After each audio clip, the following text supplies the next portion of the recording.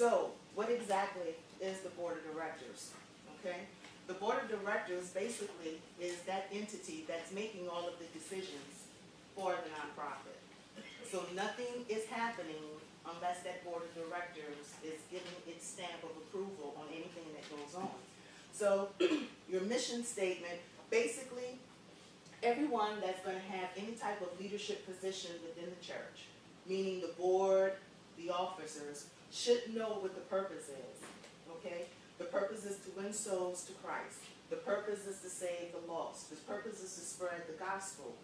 But even on top of that, you all have some community things that you're doing as well. Your benevolence ministry, your marriage ministry, you've got a prison ministry, you've got a disaster relief ministry, and you're doing some after school things with the children. That's what we told the IRS that you were going to be doing in conjunction with the religious aspect of what's going on. Yes. All right. Now we're going to talk about the differences in the grants. A federal grant versus a private foundation grant.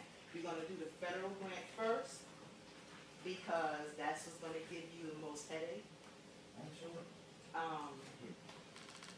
It's when you're first starting out trying to do federal grants, I'm not going to even sit here and sugarcoat it. It's a pain. Because even though you've got the 501c3, there are still other things that you have to do. The only good part is, once you've done it, it's done. And then you can go on ahead and move forward with it, okay?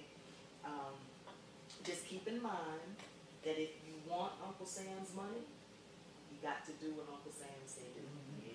And that's just the bottom line, whether we like it or not, okay? All right, now, I research grants, okay? And I put that on there because this is the kind of dumbfoolery that I get all the time, okay? So I'm asking you what kind of project you have, and the project that you want me to research to find a grant for you is to find out if money is definitely going to give me happiness. And as crazy as that sounds, that's the kind of stuff that I get. So basically, you have not done any of your homework.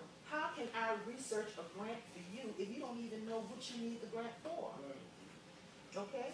If you don't know what you need the grant for, how are you going to properly spend it? And if you don't properly spend it, especially federal money, okay, you run into all want those large contributors. But those large contributors, once they contribute, you probably won't see them again. They'll give you a nice $5,000 check, a $10,000 check, and then you're done. It's usually your small contributors that's going to be the ones that's going to keep coming back. So try to have a mix of the two. You're going to have some people that are going to be your large contributors, some people that will be smaller contributors, but at least doing it on a more consistent basis. You need to fundraise because, as we know, you need general operating expenses, okay, in order to keep the ministry going. Then you're going to have special needs, okay? That could be an event that's coming up.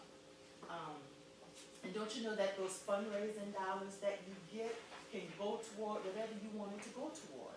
When you get grant dollars, it's specifically going towards something else. When fundraising dollars come in, you might have a speaker, and that could go toward, you know, speaking, you know, because you know you got, come on now, pastors got honorariums, right?